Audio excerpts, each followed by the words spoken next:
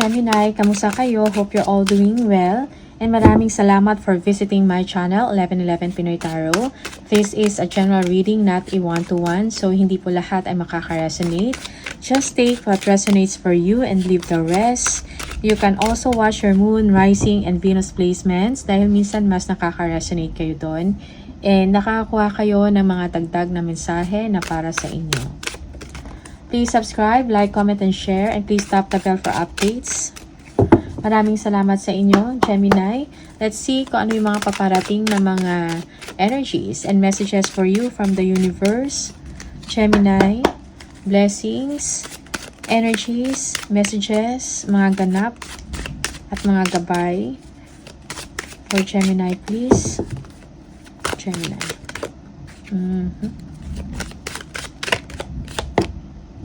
The Lovers. Okay. When it comes to partnership or sa inyong relationship, no, may mga kailangan kayong gawin na mga choices and options. You need to be smart and wise, no, in your decision. Okay?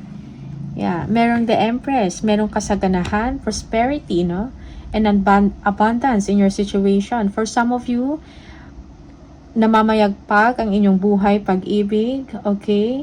For some, you are expecting, no? You will be pregnant, okay? For some of you, merong plans for that, okay?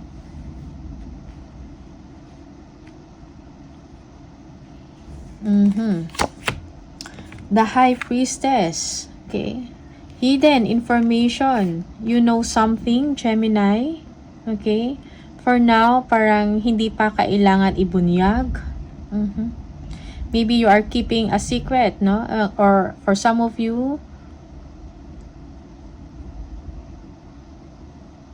you want your person to be pregnant. Yeah. Or maybe itong pagbubuntis or planning to get pregnant is a secret, okay? This is for some of you. Okay, just take what resonates and leave the rest. The Devil. Okay, there is a unhealthy relationship, no? In the situation for some of you, okay?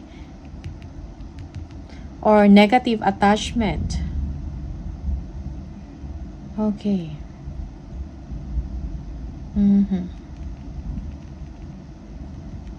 Tingnan natin. Yeah, for some of you, you are taking a vacation, no? Para madami kayong iniisip, Gemini. So you need time to rest, no? Not only physical but also mentally, okay? Yeah. Minsan yung mga problema natin, no, nakakuha tayo ng solusyon sa pamamagitan ng pagpapahinga or through meditation, no?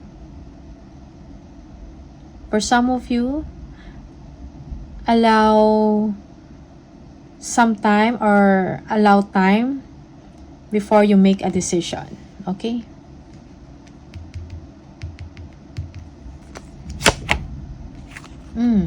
Kasaganahan. Okay? Merong alignment. When it comes to relationship, okay, para maganda ang partnership ninyong dalawa or ang inyong relasyon. Maybe for some of you, you are creating a legacy. Okay? Yung iba sa inyo, you have to make time for your family. Okay?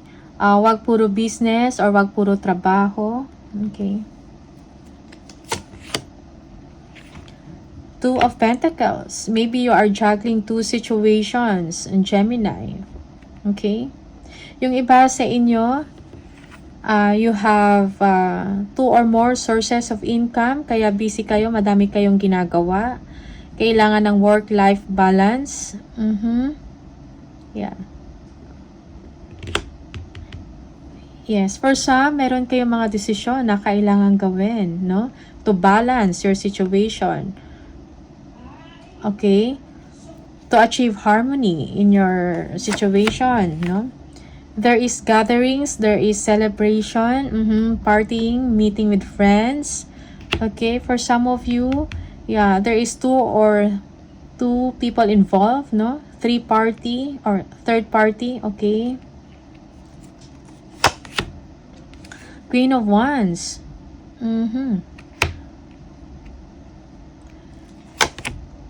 And the Ace of Pentacles. Okay. So, kung meron kayong mga business or naisip na mga projects, creative projects, ituloy mo lang. You will be successful in doing that. Okay? Do not underestimate yourself. Be confident. Okay? You are smart, Gemini. Yeah, Ace of Pentacles. There is a new beginning for you. Maybe, yung iba sa inyo, bagong career to na opportunity, bagong trabaho, new contracts, okay? Business ventures na i-offer sa inyo, or simply, you will be receiving money, big money, okay?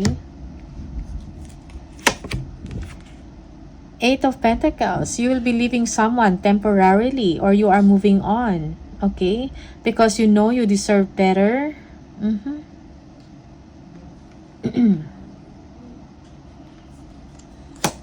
Yeah, there is walking away, no? Of you walking away from a situation, no?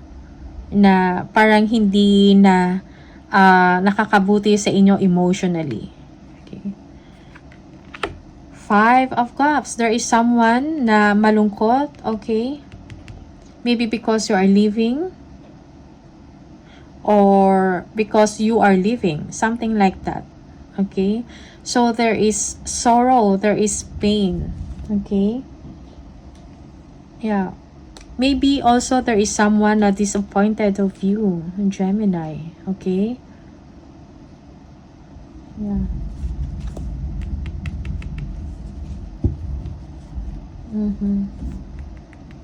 Yeah, for some of you, you are not letting go of some attachments. Yeah, that's why you are sad. Because you don't know what to do. Okay, just take what resonates for you. Or yung iba is baliktad, no? Yung situation. Queen of Swords. You parang ma-overcome mo yung mga, you are overcoming challenges or pains, no, in your life. It's like parang alam mo na kung ano ngayon yung gusto mo, ano yung direction mo. Okay? Or some of you, you will be cutting cords. You will be disconnecting from someone. Okay? You will be realistic. Okay?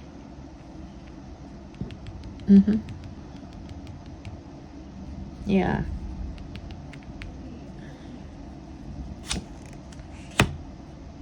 Ace of Wands.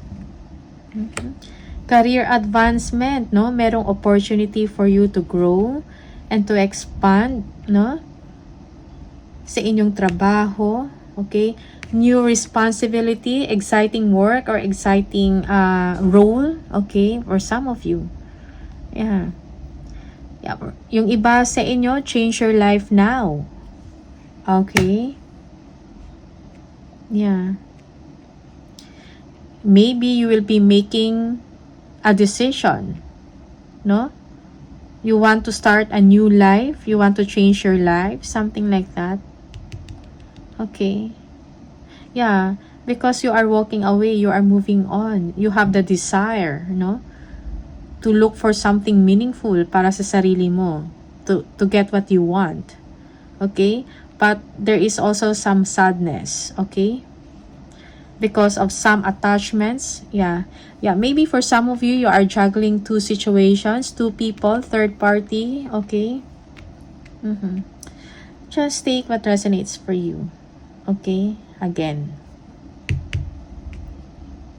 kasi parang strong yung energy ng ganon, yung juggling, relationship, family, okay? Disconnecting, okay? You are getting what you want, kung anong gusto mo. You are making a decision, no?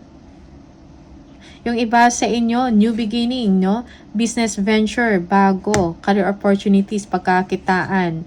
Again, panibagong, maybe this is a creative work or creative project na inyong uumpisahan. You are excited about this, okay?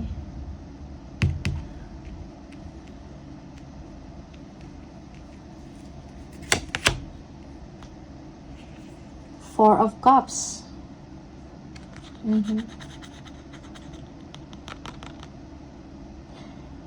For some of you, you need some, what do you call this? You're taking time out, no? Maybe you are feeling let down.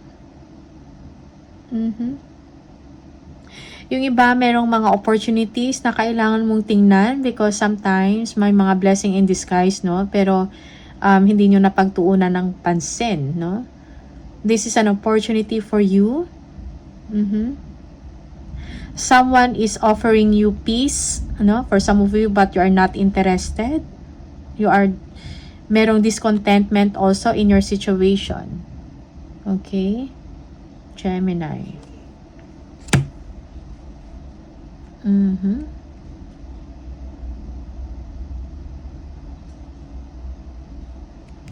Alright.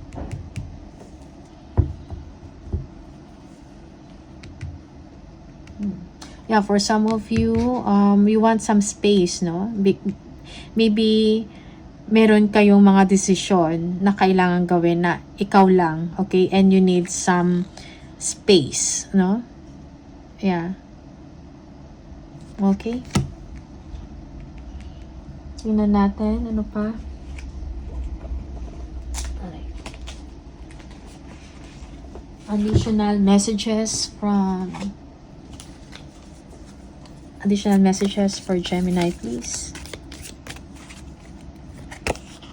Tongue card. Celebration, fun, enjoyment. Wow, okay. Maybe you are celebrating a relationship. You are having fun or enjoyment with your friends. For some of you. Crib, birth or conception of a child or enterprise. Yeah, again, birth, no? Birth, as in, panganganak or birthing a business, okay, for some of you. Teapot, deep friendship with someone of the same sex, okay. Merong lightning, control your anger or you will be sorry, okay. Control yourself, temper your anger, for some of you, okay. Merong hand, in need of help, assistance, and guidance. Yeah, for some of you, you need guidance also.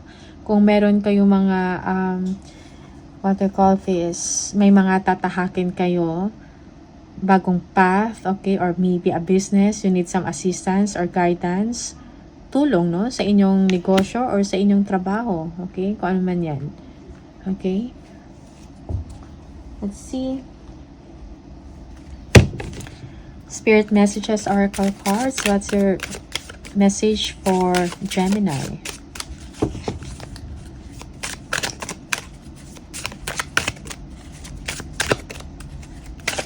Ooh. Be clear about where you are putting your focus right now. Focus on your desired outcome. You have everything within to create the life of your dreams. Stop doubting yourself for once. This is your time. We've got you. Okay? So, this is your time, Gemini. Focus kung ano yung desired mo na outcome or mangyari sa buhay mo. Okay? So, Gemini, all the best sa inyo. Maraming salamat and I'll see you on the next video. Bye!